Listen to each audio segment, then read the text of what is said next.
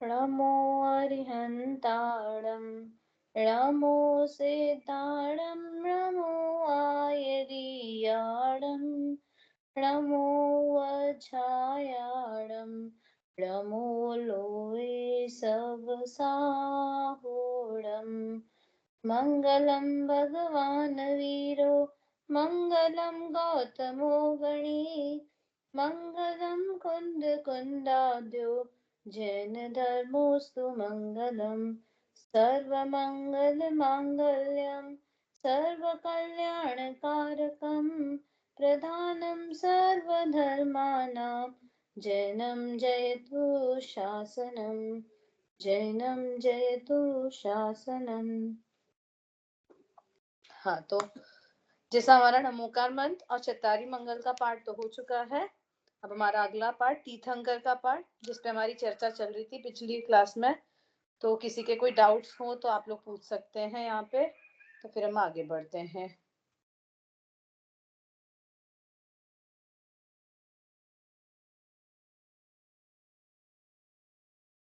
मैंने मेरे डाउट्स आपको बताए थे।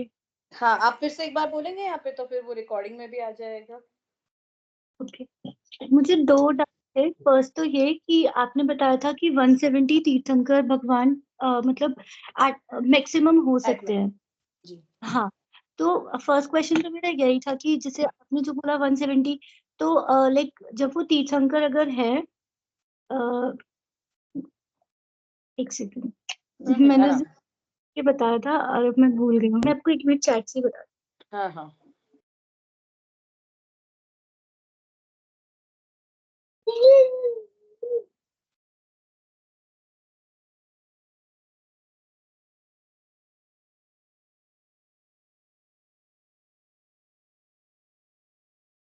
हाँ, तो मेरा फर्स्ट क्वेश्चन यही था कि जैसे आपने बताया था 170 मैक्स होते हैं, तो जब अगर वो चले गए तो फिर लाइक 170 आपने बोला इनफाइनाइट है, सॉरी 170 जो है वो फिक्स है। तो जैसे वो जब वो चले गए आपने कहा उनकी जगह दूसरे भी आते हैं, तो ये 170 विजय क्षेत्र में है, ये भारत क्षेत्र और ऐरावत क्षेत्र में नहीं है, सिर्फ विजय फाइन। क्षेत्र। हाँ, वो मेरे को पता है, आपने बताया था, बट मेरा क्वेश्चन ये था कि वो जब 170 आपने बोला तो वो 170 एक फिक्स अमाउंट, मतलब लाइफ टाइम के लिए, हमेशा के लिए, कि वो 170 से कभी ऊपर नहीं होगा? तो जैसे अगर मान लीजिए हाँ एट 170 हो गया, ठीक है, अभी जो है मान लेते हैं आज के दिन में 170 तीर्थंकर वहां पर थे। अब कल अगर उनमें से कोई भी एक मोक्ष चले गए और फिर कल भी अगर 170 हो रहे तो दूसरे कोई आएंगे तो वो 171 हो जाएंगे ना? नहीं तो मोक्ष चलेगा तो वो तीर्थंकर अब अरहंत नहीं बचे ना, आप अरहंत की बात कर रहे हैं। जो तीर्थंकर अरिहंत हैं वो 170, ऐसे तो फिर अनादि अनंत से बहुत समय से अनंत हो चुके हैं, अनंत होंगे। हम एट वंस प्रेजेंट अरिहंत भगवान, at once okay, present Arihant कैसे हो सकते हैं? हाँ, तो बस यही समझ नहीं आ रहा था कि 170 मतलब परमानेंट रहेगा। नहीं नहीं, जैसे वो अरिहंत भगवान की संख्या है कि अरिहंत भगवान 170 एट मैक्स हो सकते हैं एट वंस। हाँ, और बाकी मुझे वो जो आपने 3 लोग का जो वो बताया था, वो मुझे थोड़ा सा समझ नहीं आया था कि उनकी सिचुएशंस, मतलब आपको दिखाया था पर वो क्लियर नहीं था। मैं अभी और बोर्ड पे करके बताती हूँ आप लोगों को, ठीक है, वो स्क्रीन शेयर करके। Right, thank you. हाँ,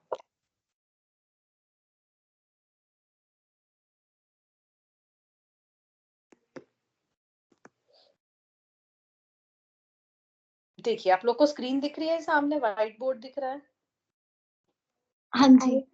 है ना? तो जैसे 3 लोग, तो पहले देखिए, पहले तो 3 लोग देखते, तो ये हमारा 3 लोग होता है, ये आप लोगों ने देखा होगा, है ना? राइट, ये 3 लोग है। इसमें ये थोड़ा मेरा गलत बन गया, जितना ऊपर का पार्ट उतना ही नीचे की, यानी ये लेंथ और ये लेंथ दोनों सेम होनी चाहिए। तो आप लोग उसको ऐसा समझिए। इसके बाद में ये जो बीच की लाइन है ना, ये बीच की लाइन जो है ये मध्य लोक है। ये ऊपर का जो है वो ऊर्ध्व लोक है, और नीचे का जो है वो अधोलोक है। ये भी हमें पता है कि यहाँ नरक है, यहाँ पे स्वर्ग है, और ये बीच में मध्य लोक है। अब मध्य लोक की बात कर रहे हैं हम, ठीक है।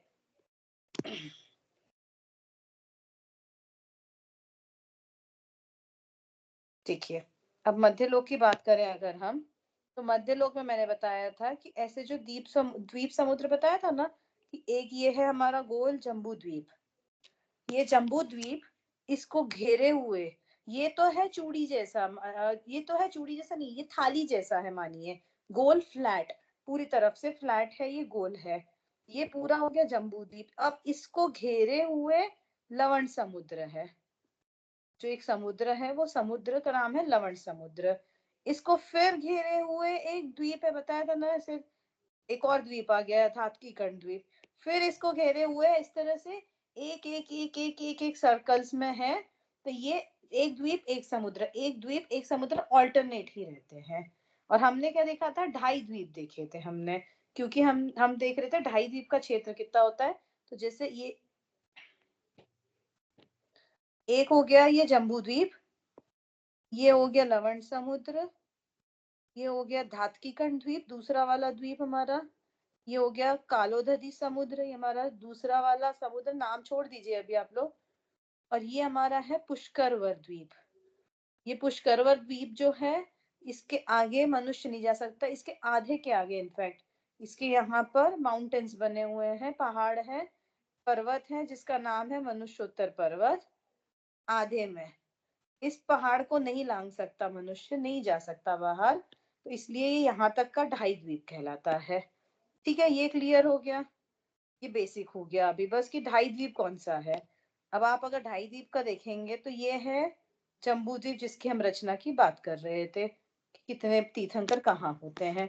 तो मैंने बताया था ये जो नीचे बना दिया ये भरत क्षेत्र है। ठीक है, आप लोग को मेरा वीडियो दिख रहा है क्या? हाँ जी दीदी दिख रहा है। अच्छा, मेरा वीडियो भी दिख रहा है, ठीक है फिर ऐसे।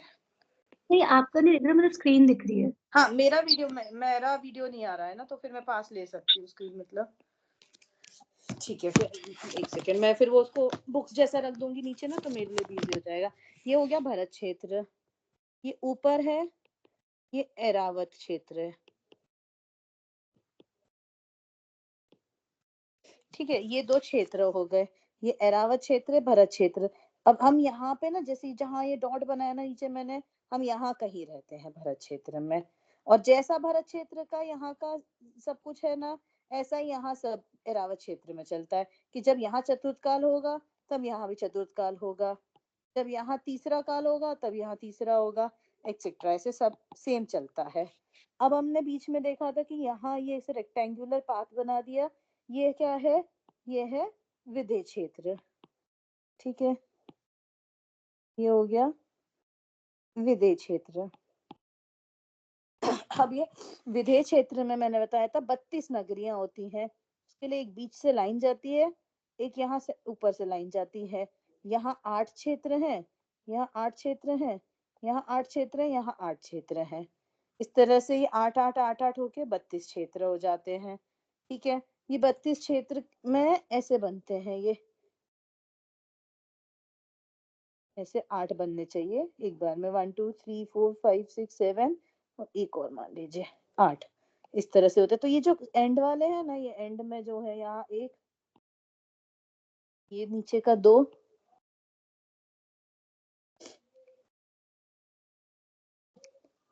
इस कॉर्नर में जो होगा ये 3, और इस कॉर्नर में जो होगा वो 4। ये 1 2 3 4 यहाँ पे होते हैं सीमंदर भगवान। जैसे मुझे पोजीशंस एग्जैक्टली याद नहीं है, पर इन 4 में सीमंदर भगवान, युगमंदर भगवान, बाहु भगवान, सुबाहु भगवान, जो हमारे 20 विदेश क्षेत्र के विद्यमान तीर्थंकर हैं, वो पहले 4 यहाँ होते हैं, इन चारों में। सीक्वेंस मेरा गलत हो सकता है, पर इन चारों में ही होते हैं, ये कंफर्म है। ठीक है, इतना क्लियर है। ये 4 विदेश क्षेत्र के कॉर्नर्स में चारों में एक एक तीर्थंकर होते हैं, ये परमानेंट होते हैं, ये मिनिमम होते हैं। जैसे 170 मैक्सिमम बताया आपको, तो ये हम अभी मिनिमम देख रहे हैं। मिनिमम कितने हो सकते हैं, तो ये 4 मिनिमम होते हैं। इसके बाद में यहाँ पे एक और रचना आएगी ना, एक तो आ गया पहले लवण समुद्र आ गया, फिर आ गया एक और धात्कीकर्ण द्वीप। तो धात्कीकर्ण द्वीप में भी सेम चलेगा पूरा, पर धात्कीकर्ण द्वीप में ना यहाँ बीचों बीच में एक लाइन है, ये ऊपर और एक ये नीचे ऐसी। तो जो जितना पार्ट ये वाला हाफ सर्कल है ना धात्कीकर्ण द्वीप का, सेकंड द्वीप का, उसमें ये बीचों बीच का जो जम्बू द्वीप की सारी रचनाएं है ना, जहाँ विदेह क्षेत्र है, भरत क्षेत्र है, रावत क्षेत्र, ये सब हाफ में ही आ जाता है पूरा। हाफ में ही पूरा इसका जितनी रचना यहाँ है उतनी पूरी हाफ में ही आ जाएंगी, और सेम एग्जैक्टली राइट तरफ भी रहेगा, इस तरफ भी सेम रहेगा, इसलिए वहां पर दो बन जाते हैं। जैसे जम्बू द्वीप में तो एक ही विदेश क्षेत्र है, और धात्कीकर्ण द्वीप जो दूसरा द्वीप है हमारा, वहां पर विदेश क्षेत्र कितने हैं, दो विदेश क्षेत्र हैं वहां पे, क्योंकि वहां पे सब चीजें डबल डबल है वहां पे, मतलब आगे सब जगह ऐसे ही है, डबल ही है जम्बू द्वीप से। जम्बू द्वीप में सब चीजें एक है, और बाकी धात्कीकर्ण द्वीप पुष्कर द्वीप में दो दो है सारी चीजें। तो दो दो होने से ये चार तो तीर्थंकर यहाँ आ गए, 1 2 3 4। ऐसे ही 4 यहाँ इस साइड होंगे हाफ में, ये जो हाफ था इस हाफ में 4 होंगे, यहाँ जो हाफ था इस हाफ में 4 होंगे, फिर ऐसे ही पुष्कर द्वीप के इस हाफ में 4 होंगे और इस हाफ में 4 होंगे, ऐसे 20 बन जाते हैं। तो इस तरह से ये 20 तीर्थंकर हो गए, जो हम बोलते हैं विद्यमान विंशति तीर्थंकर, यानी विद्यमान 20 तीर्थंकर, जो हमेशा परमानेंट ये तीर्थंकर रहते हैं, इनमें कभी गैप नहीं आ सकता, कभी इनमें कोई वैकेंसी नहीं होती है, ये 20 तीर्थंकर हमेशा रहेंगे। इन तीर्थंकरों के नाम चिन्ह सब आते हैं, सीमंदर, युगमंदर, बाहु, सुबाहु, संजातक आदि, ये 20 तीर्थंकर हैं। और जो हमारे जो ऋषभ देव, अजितनाथ, संभवनाथ, ये सारे जो हुए हैं, ये हमारे इस भरत क्षेत्र में हुए हैं अभी, जिनको हम अभी पूज रहे हैं, ये भरत क्षेत्र में है। यहाँ पे ये जो डार्क कर दिया मैंने, ये एरिया है भरत क्षेत्र, तो ये भरत क्षेत्र में वो सारे तीर्थंकर हुए हैं ऋषभ देव आदि। ये कब होते हैं, चतुर्थ काल में होते हैं, ये तो सबको पता है कि ये फोर्थ काल में होते हैं, और ये अभी नहीं है, अभी हम इनकी पूजा कर रहे हैं इस तरह से। तो यहाँ जैसे भरत क्षेत्र में 24 हुए हैं, जिस समय हुए थे जिस चतुर्थ काल में, उसी समय यहाँ एरावत क्षेत्र में भी 24 हुए, उसी समय यहाँ एरावत क्षेत्र में भी 24 तीर्थंकर हुए थे। नॉट नेसेसरी कि ऋषभ देव जब जन्म लिए तभी इन्होंने भी जन्म लिया होगा, इनके पहले तीर्थंकर ने, पर उसी चतुर्थ काल में वो तीर्थंकर यहाँ भी हुए, एरावत क्षेत्र में भी। और जो 170 की बात कर रहे हैं हम, 170 कैसे होते हैं, तो देखिए अब पहले सिर्फ जम्बूद्वीप देखिए, है ना, ये जो ये जो जम्बूद्वीप देखा था ना हमने, ये सिर्फ जम्बूद्वीप देखते हैं। जम्बूद्वीप में यहाँ पे हमने क्या देखा, ये 4, पर 4 क्यों, यहाँ पे तो 32 नगरियां है ना, तो इनके 32 हो गए, ये पूरी नगरियों के विदेश क्षेत्र के पूरे मिलाकर 32 हो गए। यहाँ भरत क्षेत्र में कितने होंगे, एक होंगे एट वंस, है ना, ऋषभ देव होंगे तो अजितनाथ नहीं होंगे, ऋषभ देव के मोक्ष आने के बाद ही अजितनाथ आएंगे। यहाँ विदेश एरावत क्षेत्र में कितने होंगे, अगेन 1 होंगे यहाँ पे भी, तो ये 32 + 1 + 1 कितने हो गए, 34। फिर ये हो गया जम्बू द्वीप का। जम्बू द्वीप के आगे समुद्र के बाद एक और द्वीप कौन सा था, धात्कीकर्ण द्वीप। धात्कीकर्ण द्वीप में क्या बताया था, डबल डबल रचनाएं हैं, तो 32 तो यही हो गए, और एक यहाँ एरावत क्षेत्र में, एक यहाँ भरत क्षेत्र में, सेम यहाँ पे 32 हो गए, और यहाँ एक, और यहाँ नीचे एक, तो ऐसे 34 + 34 हो गए, 34 एंड 34। आगे पुष्कर द्वीप है ना, ये तीसरा वाला, तो तीसरे वाले द्वीप में भी क्या है, सेम 32 + 1 33 + 1 34, तो एक और 34 मिल गया हमें, और अगेन 30 इस साइड राइट साइड में 32 + 1 + 1 34, ऐसे 34 हो गए।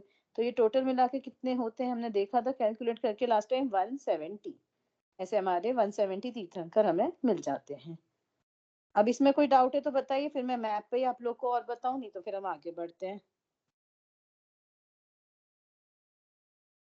नहीं, ये तो क्लियर हो गया। अब क्लियर हुआ ना पूरा, हाँ। है ना।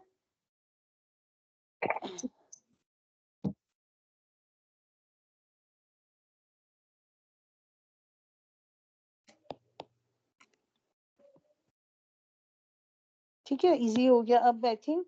तो ऐसे ना, ये जम्बू द्वीप है, एक और चीज बता देती हूँ, ये लवण समुद्र है, ये धात्कीकर्ण द्वीप है, ये पुष्करवर समुद्र, कालोदधि समुद्र है, एंड देन ये पुष्करवर द्वीप है, ये हमारा, और ये इसके बीच में जैसे मैंने बताया पहाड़ है, तो इसके हाफ में ही पहाड़ है, तो इसलिए हम क्या कहते हैं, ढाई द्वीप में मनुष्य रहता है। इन ढाई द्वीप में 2.5, ढाई द्वीप में ही मनुष्य रह सकता है, इसके आगे मनुष्य नहीं जा सकता है, इसके आगे तिर्यंच रहते हैं। ठीक है, ये क्लियर हो गया, ये हमारा बन गया ढाई द्वीप। चलिए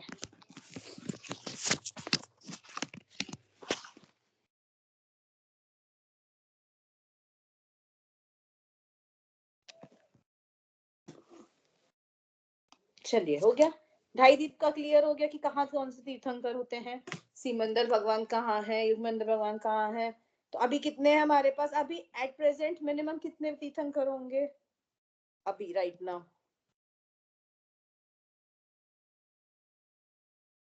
बोलिए बोलिए, माइक ऑन करके बोलिए। 4 4 तीर्थंकर है ना, मिनिमम 4 हैं, ज्यादा भी हो सकते हैं, उन 32 नगरियों में हो सकता है और भी तीर्थंकर हो। मिनिमम 4 तीर्थंकर वहां पर हैं। सीमंदर, युगमंदर, बाहु, सुबाहु। विदेह क्षेत्र में, भरत क्षेत्र में कोई तीर्थंकर नहीं है। एरावत में होंगे क्या कोई तीर्थंकर? अभी नहीं होंगे। जैसा भरत में वैसा ही एरावत में। यहाँ पंचम काल, वहां भी पंचम काल, सेम बिल्कुल वो है, मिरर इमेज है। जैसे एग्जैक्ट हाफ विदेह क्षेत्र के नीचे की रचना है ना, वैसे विदेह क्षेत्र के ऊपर की भी रचनाएं हैं। इस तरह से होगा। ठीक है, तो ये हो गया हमारा जो 170 तीर्थंकर होते हैं। जो भी डाउट्स थे आपके वो क्लियर हो गए होंगे अब, है ना। तो अब हम आगे बढ़ते हैं। चलिए, तो तीर्थंकर की डेफिनेशन देखी थी, हो गई आप तीर्थंकर की डेफिनेशन? हाँ बताइए, नीलम भाभी सुनाइए।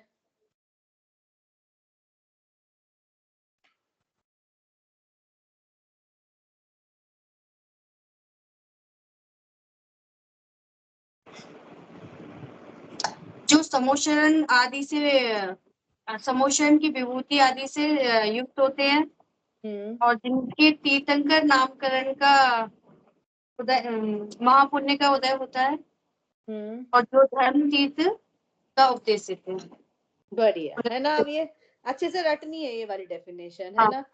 जो समुचरण आदि विभूति से युक्त होते हैं, जिनके तीर्थंकर नामकरण का महापुण्य का उदय होता है। तीर्थंकर नामकरण का उदय याद रखिए, महापुण्य तो उन्हें शब्द लगाया बताने के लिए कि महान पुण्य से मिलता है तीर्थंकर पर, इसलिए। और तीसरा जो धर्म तीर्थ का उपदेश देते हैं। हाँ निकिता जी बताइए, नहीं आप। जो समोशरण आदि विभूतियों से युक्त होते हैं, जिनका तीर्थंकर नामकरण करण का महापुण्य का बंध उदय होता है और जो धर्म तीर्थ के उपदेश देते हैं। बढ़िया है ना। धर्म तीर्थ का उपदेश हमने देखा था। धर्म तीर्थ का उपदेश क्या होता है कि जो धर्म को आगे बढ़ा रहे हैं, आगे आगे पीढ़ी दर पीढ़ी आगे चल रहा है धर्म, वो। ठीक है, हमारे लिए किसने धर्म तीर्थ का उपदेश दिया है? अभी हमें जो मिला है धर्म तीर्थ का उपदेश, वो किसने दिया हुआ है?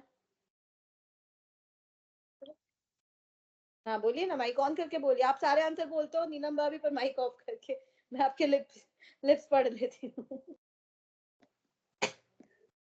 बिल्कुल, महावीर भगवान ने, है ना। महावीर भगवान ने हमें धर्म तीर्थ का उपदेश दिया है। बढ़िया। चलिए, तो अभी हमारा जो धर्म तीर्थ का उपदेश हमें प्राप्त है वो महावीर भगवान से प्राप्त है। तो इस तरह से हमारी ये तीर्थंकर की डेफिनेशन हो गई।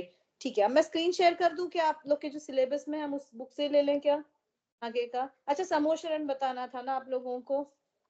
समोशरण देखा तो होगा ना इमेज में, वैसे सबने समोशरण की इमेज तो देखी ही होगी। एक सेकंड मैं दिखा ही देती हूँ, एक बार स्क्रीन शेयर कर लेते हैं अपन। अच्छा, समोशरण में आपने आपने गतियां पढ़ी हैं क्या? 4 गतियां होती हैं।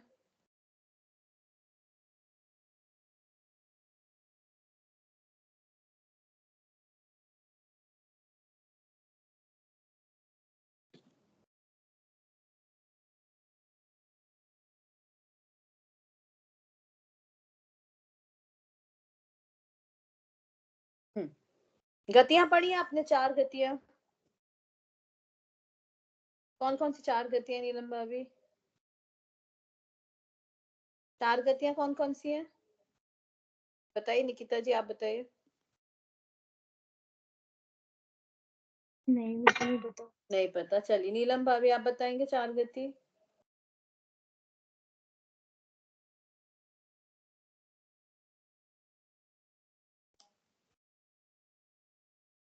बताओ बताओ। 4 गति आपको पता है कौन सी होती है? आप ब्लर दिख रहे हो मुझे, क्योंकि वो आपका ब्लर ऑन है बैकग्राउंड पर। हाँ बढ़िया, मनुष्य गति, देव गति, तिर्यंश गति, नरक गति।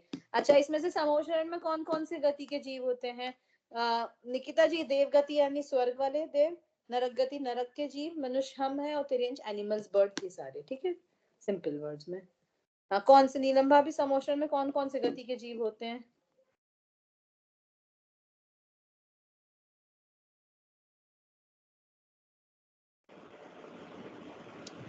चारों गति के होते हैं।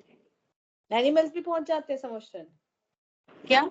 एनिमल्स भी, तिर्यंच भी पहुंच जाते हैं? हाँ। चलिए बढ़िया, तिर्यंच भी समोषण में पहुंच जाते हैं। तो देखिए मैं स्क्रीन शेयर कर देती हूँ, मैंने ये इमेज एक ढूंढी है, थोड़ी सी क्लियर नहीं है पर अच्छी इमेज है वो।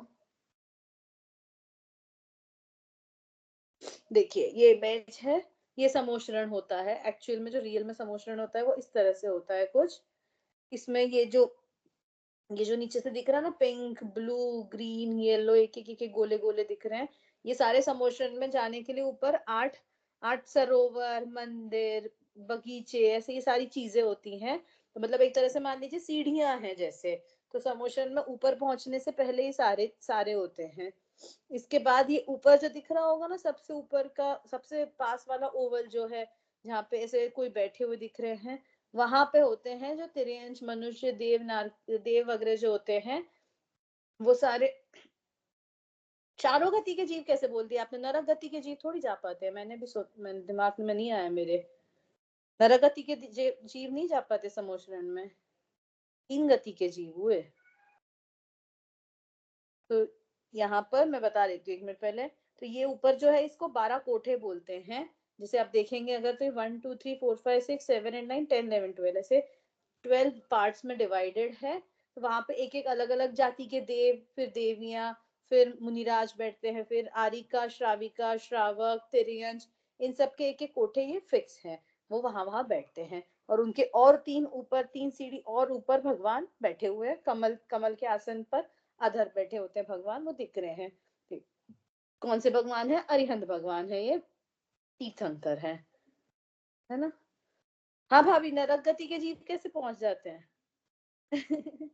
नरक गति के नहीं पहुंचते, मैंने भी चारों गति के जीव सम्यक दर्शन के पात्र होते हैं, बोलते हैं सम्यक दर्शन प्राप्त कर सकते हैं। पर समोषण में तो 3 गति के ही जीव जाएंगे, नरक गति तो वहां से जा ही नहीं सकते, बेचारे पीड़ित हैं। चलिए, तो इस तरह से समोषण देख लिया हमने। समोषण में किसके समोषण होता है? तीर्थंकरों के। अभी हमने देखा तीर्थंकरों के डेफिनेशन में समोषण आदि विभूतियों से युक्त होते हैं। ठीक है, अब मैं आपकी सिलेबस की बुक शेयर कर देती हूँ, तो अपन उसमें से ही पढ़ते जाते हैं सीधा।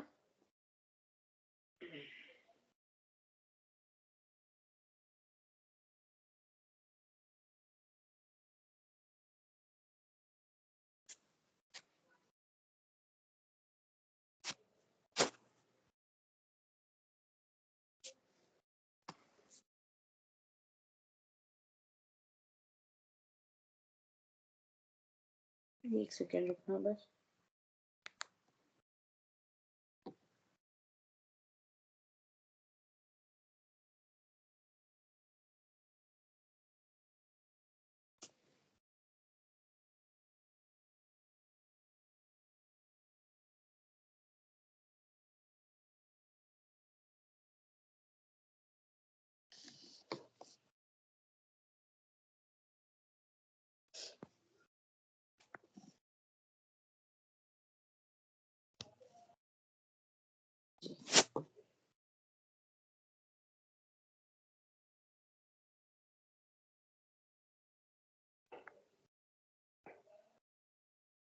ये आप लोग की बुक है, पार्ट 3 तीर्थंकर। अब इसमें पढ़ते जाते हैं, फिर उसे एक्सप्लेन कर दूंगी। धर्म का अभाव न हो तथा उसका विस्तार अखंड रहे, इसीलिए विशेष क्षेत्रों में तथा विशेष कालों में कुछ महापुरुषों का जन्म होता है। ये दिव्य पुरुष वर्षों तक धर्म का उपदेश देते हैं, समोशरण आदि विभूति से युक्त होते हैं, और उनके तीर्थंकर नाम कर्म नाम का महापुण्य का उदय होता है, उन्हें तीर्थंकर कहते हैं। तो इन्होंने यहाँ डेफिनेशन बता दी सबसे ऊपर, और उसके ऊपर क्या बताया है कि धर्म का अभाव ना हो, है ना, धर्म का अभाव ना हो, धर्म चलता रहे आगे जे। क्योंकि अभी उन्होंने क्या देखा, धर्म तीर्थ का उपदेश क्यों देते हैं? क्योंकि धर्म आगे आगे आगे आगे बढ़ता रहे। कौन सा धर्म? कौन से धर्म की बात चल रही है यहाँ पे, बताइए। केवली भगवान के द्वारा कहा गया कौन सा धर्म पढ़ा था अपन ने, केवली पढ़ना तो धम्मो मंगलम में, बोलिए बोलिए, कोई तो बोलिए। वीतराग धर्म। हाँ जी बिल्कुल, वीतराग धर्म है ना। तीर्थंकर भगवान किसका उपदेश दे रहे हैं, वीतराग धर्म का। हमें वीतराग धर्म प्राप्त करना है तो धर्म का अभाव ना हो तथा उसका विस्तार अखंड रहे, इसलिए विशेष क्षेत्रों में तथा विशेष कालों में, ये इंपॉर्टेंट पॉइंट्स हैं। विशेष क्षेत्रों में, क्यों विशेष क्षेत्रों में, कहीं और क्यों नहीं, क्योंकि जो मैंने आपको बताया ना, भरत क्षेत्र और ऐरावत क्षेत्र और बीच में विदेह क्षेत्र था, तो ये विदेह और भरत के बीच में भी और क्षेत्र होते हैं, पर वहां पर कभी भगवान नहीं जन्म लेते हैं, वहां पर कभी तीर्थंकर जन्म नहीं लेते हैं। वहां पर मतलब ये तो पता है ना कि भगवान कौन से काल में होते हैं, तो चतुर्थ काल में। तो जो बीच में क्षेत्र है ना, वहां पे चतुर्थ काल कभी नहीं होता है। जैसे हमारे यहाँ पे भरत क्षेत्र में पहला भी होता है, दूसरा भी होता है, तीसरा भी होता है, चौथा भी होता है, पांचवा भी होता है, छठा भी होता है। काल कितने होते हैं, 6 काल। ये 6 काल हमारे यहाँ पे क्रम क्रम से चलते हैं, 1 2 3 4 5 6, फिर 6 5 4 3 2 1 रिवर्स में। अभी पंचम चल रहा है, इसके पहले चतुर्थ हुआ था जब तीर्थंकर हुए थे, अब सिक्स्थ आएगा, देन अगेन सिक्स्थ आएगा, फिर फिफ्थ आएगा, फिर फोर्थ आएगा, तब जब वापस फोर्थ आएगा तब वहां पे भगवान जन्म लेंगे, तीर्थंकर जन्म लेंगे। ऐसा कहाँ कहाँ होता है, भरत क्षेत्र में और ऊपर ऐरावत क्षेत्र में। तो ये 2 क्षेत्रों में तो ऐसा काल परिवर्तन होता है, इसको कहते हैं काल परिवर्तन, कि काल बदल बदल बदल रहा है यहाँ पे भरत क्षेत्र में और ऐरावत क्षेत्र में। और बीच में क्या है, विदेह क्षेत्र। विदेह क्षेत्र में काल परिवर्तन नहीं होता है, वहां हमेशा चतुर्थ काल, चौथा काल, फोर्थ काल जैसा ही वातावरण हमेशा चलता है विदेह क्षेत्र में। और जो बीच के क्षेत्र हैं, जो बीच की जगहें हैं, विदेह क्षेत्र और भरत क्षेत्र के बीच में, वहां पर भी और क्षेत्र हैं, पर वहां पर काल कौन सा चलता है, पहला, दूसरा, तीसरा। इसलिए कभी भी वहां पर तीर्थंकर भगवान जन्म नहीं लेते हैं, उसे कहते हैं भोग भूमि। भोग भूमि में कभी भगवान नहीं जन्मते हैं। भगवान नहीं जन्मते मतलब कोई जन्म नहीं लेता जो भगवान बनेगा, है ना। इसलिए लिखा है कि विशेष क्षेत्रों में तथा विशेष कालों में कुछ महापुरुषों का जन्म होता है।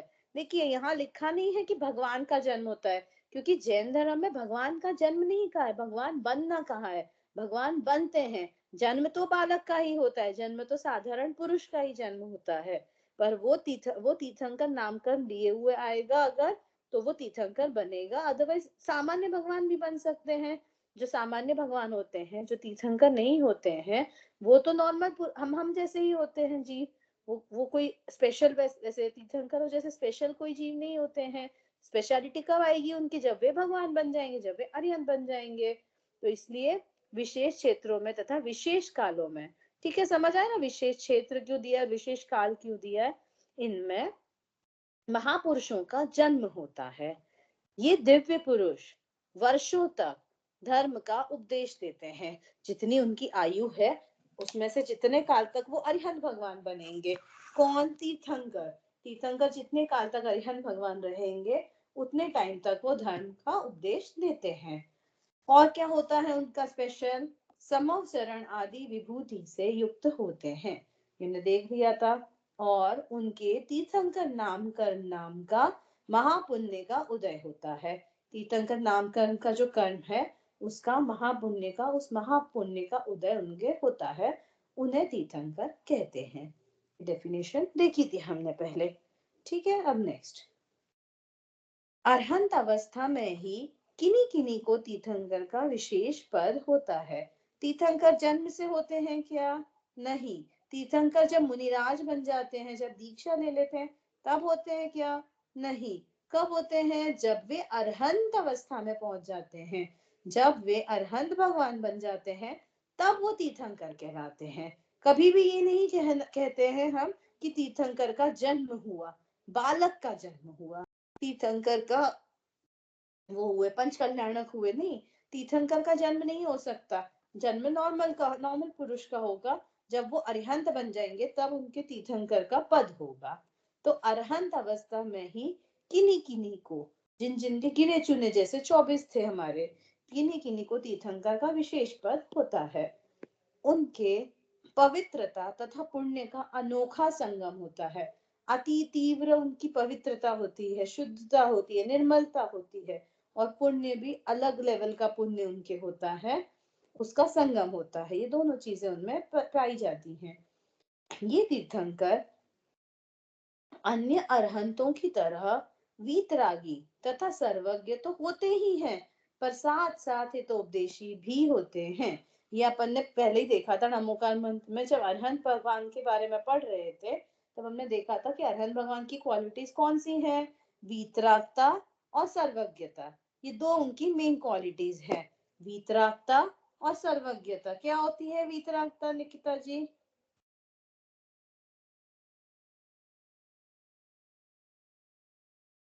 जो मोह राग द्वेष से रहित होते हैं। एग्जैक्टली, जो मोह राग द्वेष से रहित होते हैं। और सर्वज्ञ क्या होते हैं नीलम भाभी?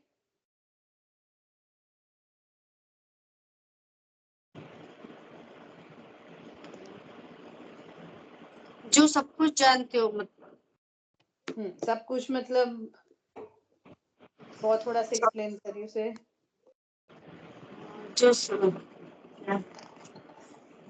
जो भूत भविष्य वर्तमान का सभी हाँ, सभी द्रव्यों का सब ज्ञान रखते हैं, जिनके सब ज्ञान होता है भूत भविष्य वर्तमान का।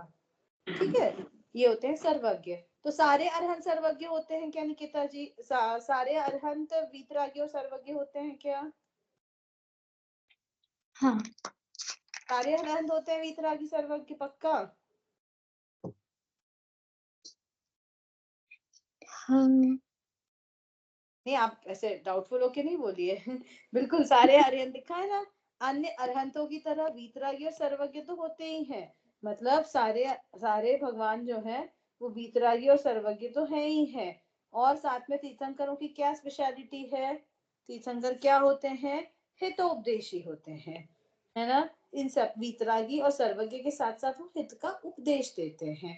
अरहंत भगवान में भी तीर्थंकर जो होते हैं उन्हीं को हितोपदेशी कहा है, क्योंकि वो कंपल्सरी धर्म का उपदेश देंगे ही। हो सकता है और भी अरहंत हो बहुत सारे जो हितोपदेशी हो, पर तीर्थंकरों का तो फिक्स है। जैसे मुख केवली नहीं देते हैं, ऐसे इनके साथ नहीं है। तीर्थंकर हमेशा धर्म का उपदेश देंगे ही, ये तीर्थंकरों की विशेषता है। अब आगे, इस भरत क्षेत्र में जो हमने नीचे देखा था ना, साउथ में, सबसे साउथ में, वो साउथ साइड था, ठीक है, सबसे साउथ में या सबसे नीचे की तरफ भरत क्षेत्र था। भरत क्षेत्र में एक काल में अनेक अरहंत होते हैं, पर तीर्थंकर मात्र 24 ही होते हैं।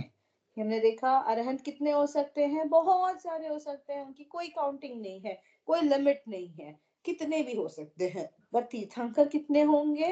केवल और केवल 24 ही होंगे। 25 नहीं होंगे, 23 नहीं होंगे, 22 नहीं होंगे, 26 नहीं होंगे। एक आगे एक पीछे, दो आगे दो पीछे नहीं होंगे। पूरे पूरे मिलाकर 24 ही होंगे पूरे भरत क्षेत्र के एक काल में, यानी चतुर्थ काल में। और तीर्थंकरों के कल्याणक होते हैं। कौन से होते हैं कल्याणक? क्या क्या होते हैं कल्याणक? पंच कल्याणक देखे हैं क्या आपने? कितने होते हैं कल्याणक नीलम भाभी, और कौन कौन से?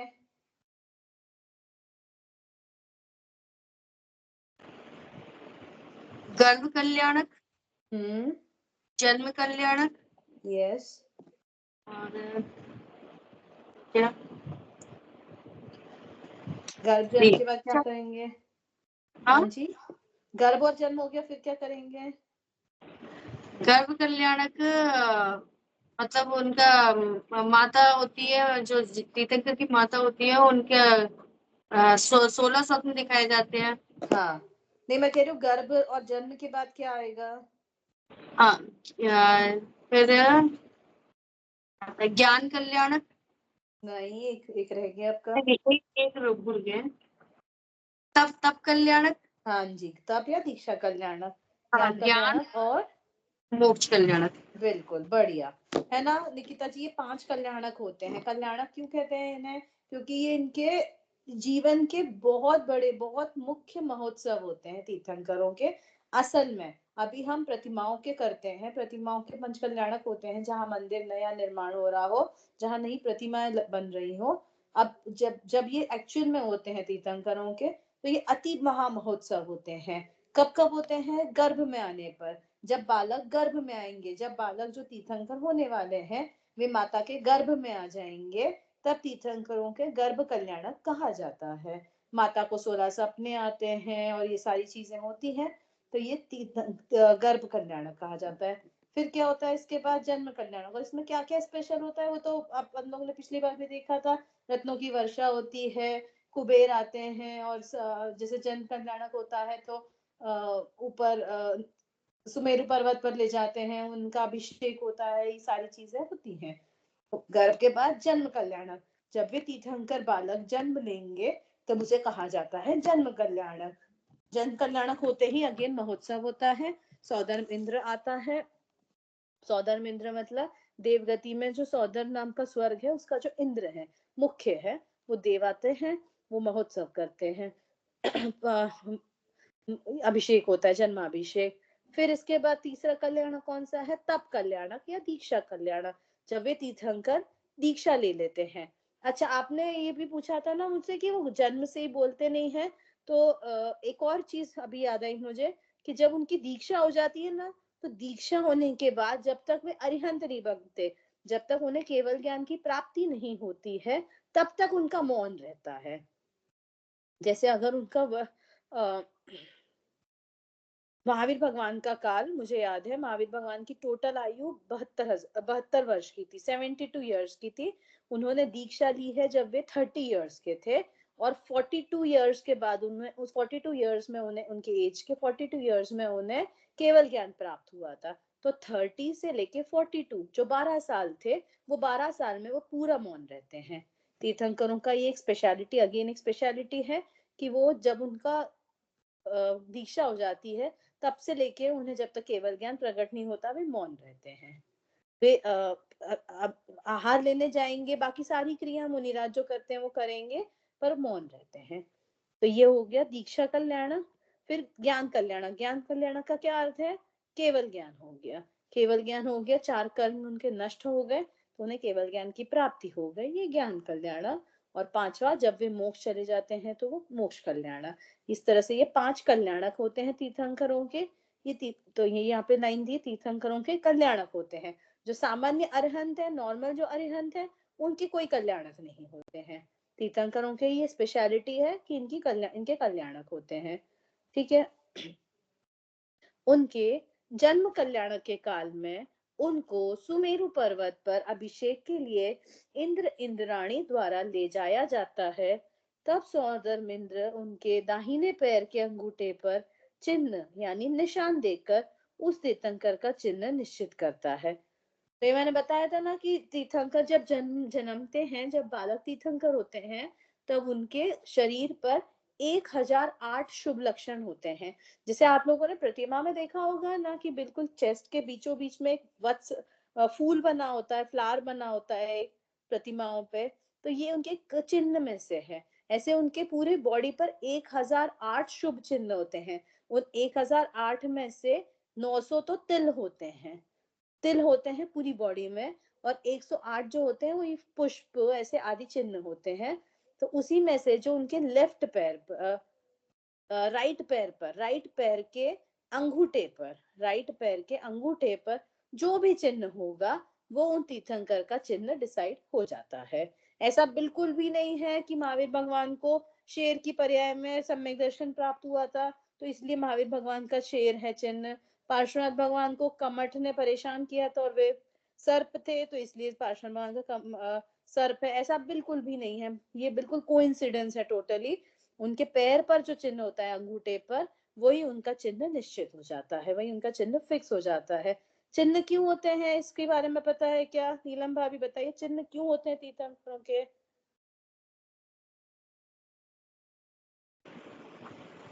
उनकी पहचान करने के लिए। हाँ जी, बिल्कुल, उनकी पहचान करने के लिए, उन्हें रिकॉग्नाइज करने के लिए कि ये कौन सी भगवान की प्रतिमा है। जैसे आजकल हम जब जाते हैं कोई नए क्षेत्र पे, नए तीर्थ क्षेत्र पे, तब अपन पहले सबसे पहले चिन्ह नहीं देखते हैं। आजकल तो बोर्ड्स लगने लग गए हैं बाहर, पर कहीं कहीं पुराने मंदिर होते हैं, पुराने गांव में होते हैं, वहां पे बोर्ड नहीं लगे होते, तो चिन्ह देखते हैं। चिन्ह देख के हम पहचान जाते हैं कि अच्छा यहाँ बैल बना हुआ है तो ये आदिनाथ भगवान की प्रतिमा है ना।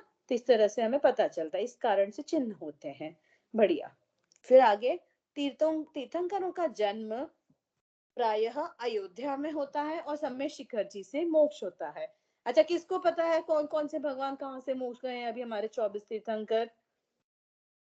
कोई बताएगा क्या? आज यहीं तक लेंगे डिस्कशन, इसी पे थोड़ा हो जाएगा। हाँ जी निकिता जी बताइए, कौन से भगवान कहाँ से मोक्ष गए पता है?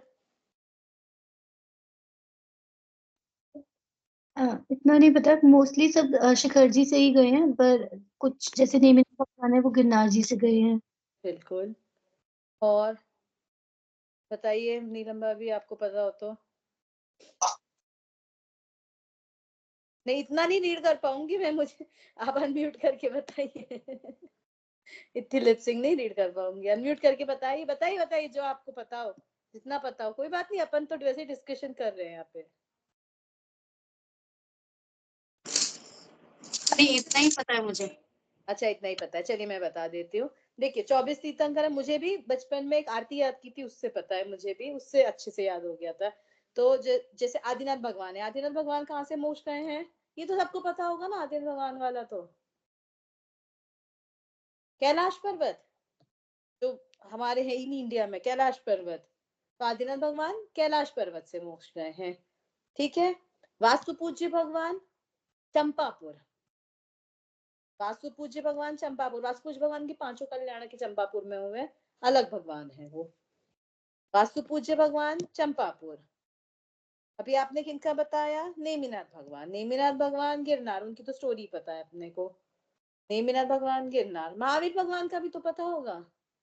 महावीर भगवान का नहीं पता ऐसा मत करिए, महावीर भगवान हमारे शासन नायक भगवान थे।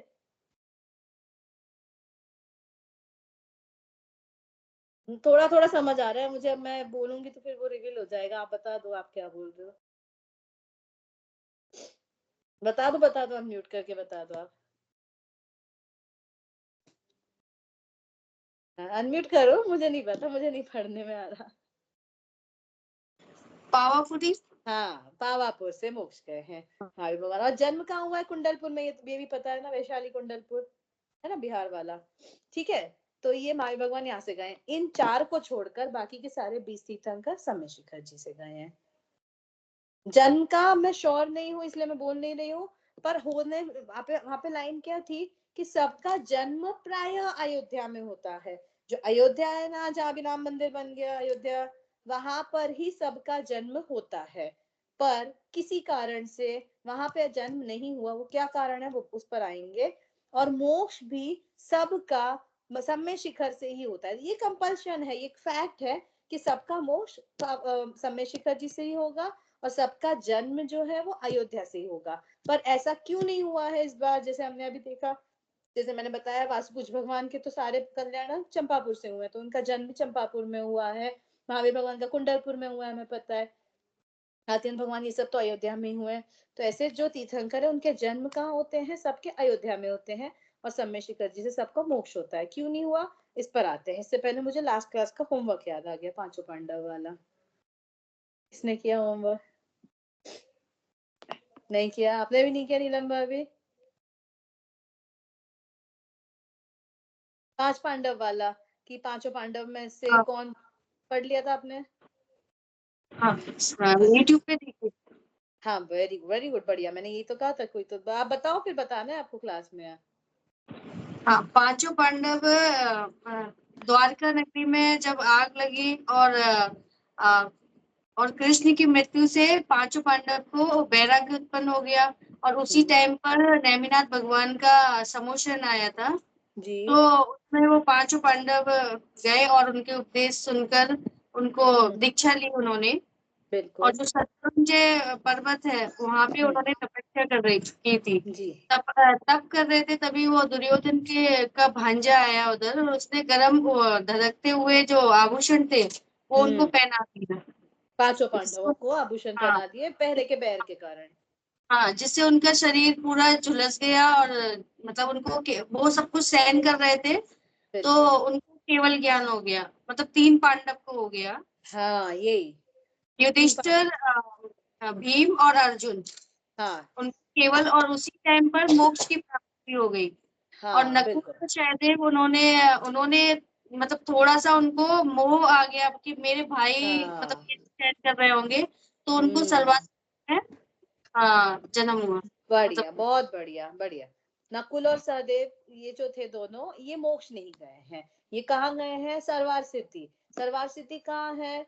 जो अभी हमने 3 लोग देखा था ना, 3 लोग बनाया था सबसे पहले। वो 3 लोग में सबसे ऊपर तो सिद्धालय है, ये पता है। सिद्धालय से जस्ट नीचे सरवार सिद्धि है, ये स्वर्ग है।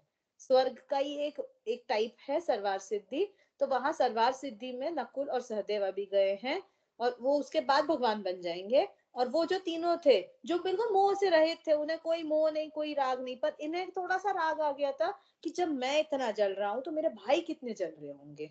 ऐसा टाइप का उनके अंदर राग आ गया, मोह आ गया, जिस कारण से वो सरवार सिद्धि चले गए। और जो बाकी के तीनों पांडव थे वो मोक्ष चले गए थे। ठीक है। अच्छा, अब इस पे वापस आते हैं, सम्य शिखर जी और अयोध्या पे। तो अयोध्या से सबका जन्म होना चाहिए, ये फैक्ट है, ये रूल है कि सब तीर्थंकरों का जन्म भरत क्षेत्र में अयोध्या में ही होगा। सब तीर्थंकरों का निर्वाण, सबका मोक्ष सम्य शिखर जी से ही होगा। पर ऐसा क्यों नहीं हुआ? सुना है हुंडा अवसर्पणी का नाम? हुंडा अवसर्पणी काल चल रहा है, हुंडा अवसर्पणी काल चल रहा है। तो इस कारण नहीं हुआ। हुंडा अवसर्पणी एक बहुत ना दुष्ट सा काल है, ऐसा मान लीजिए। अवसर्पणी, अभी हमारा अवसर्पणी क्यों कह रहे हैं हम? एक 2 तरह से काल होते हैं।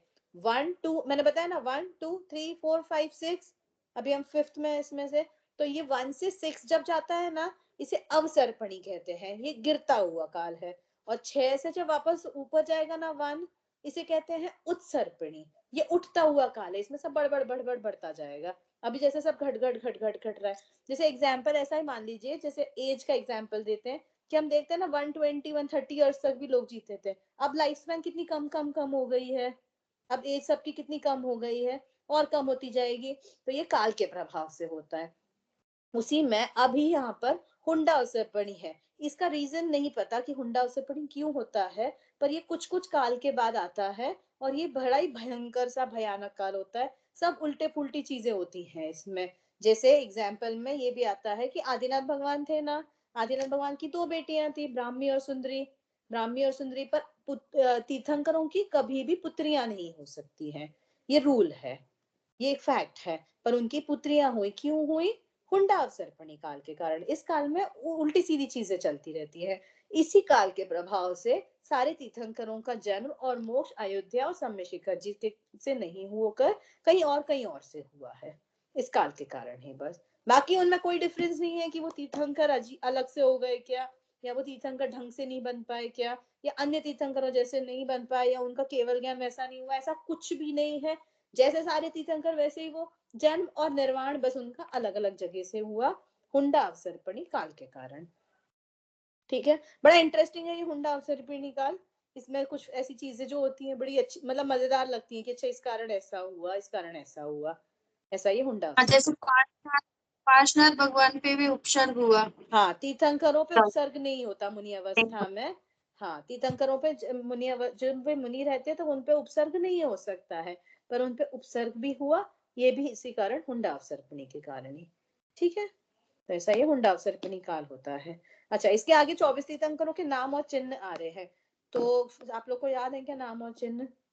तो ये होमवर्क रहेगा, क्योंकि अभी पूरा हफ्ता मिल जाता है, मैं थर्सडे से ट्यूसडे तक का, है ना। आप लोग याद करिए जितने हो जाए, मतलब ऐसा नहीं 24 के 24 एक बार में करिए। 10 का टारगेट बना लीजिए कि इस वीक में आपको 10 करने हैं। चिन्ह और नाम, जैसे पहले ऋषभ देव बैल का चिन्ह, दूसरे अजितनाथ हाथी का चिन्ह, जैसे भी आपको हो जाए, बस एक से रहे ना। आदिनाथ भगवान का हाथी मत बना देना, आदिनाथ भगवान का बैल ही रखना, अजितनाथ भगवान का हाथी रखना। आपको जैसे बोलना हो वो आपके ऊपर है, याद करने के लिए। साथ में बच्चों को भी याद कराइए। आप दोनों के बच्चे बिल्कुल ऐसे हैं कि उस एज के हैं जो पाठशाला पढ़ते हैं, तो फिर आप बढ़िया, आप बच्चों को भी याद कराइए तीर्थंकर और उनके चिन्ह, है ना। चलिए, तो अपन एंड करते हैं अब यहाँ पे क्लास, है ना। इतना हमने आज तीर्थंकरों के बारे में जाना। बढ़िया मजेदार है, तीर्थंकर का टॉपिक तो वैसे ही मजेदार होता है कि इतने सारे अतिशय होते हैं उनके तो। अच्छा, बनना है क्या आप लोग को तीर्थंकर? वैसे किसी की ऐसी भावना होती है तीर्थंकर बनने की?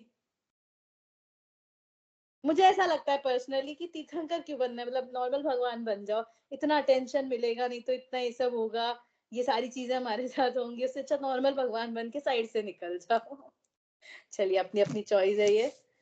तो ऐसे हमने तीर्थंकर का चैप्टर देखा आज, है ना। मैं कल की क्लास और आज दोनों क्लास आज अपलोड कर दूंगी, कल की भी नहीं की है मैंने, आप लोग तो थे ही यहाँ। चलिए, निज निधि निज में बताई यह अनंत उपकार है, इसके लिए जिन वाणी माँ को वंदना शत बार है, वंदना शत बार है।